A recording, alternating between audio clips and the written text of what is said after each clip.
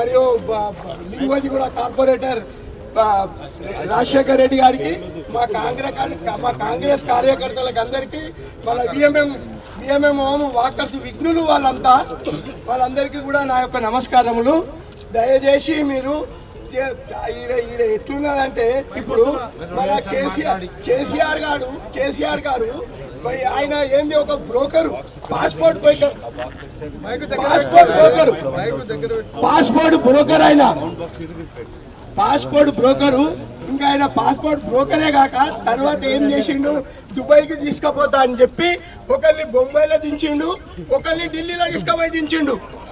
దానికి కారకుడు మా ఎంఎస్ కానీ మన జె చొక్కారావు గారు చాలా హెల్ప్ చేసిండు.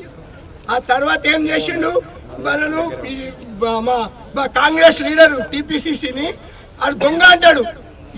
ఎవరు దొంగ మీరు అర్థం చేసుకోవాలి.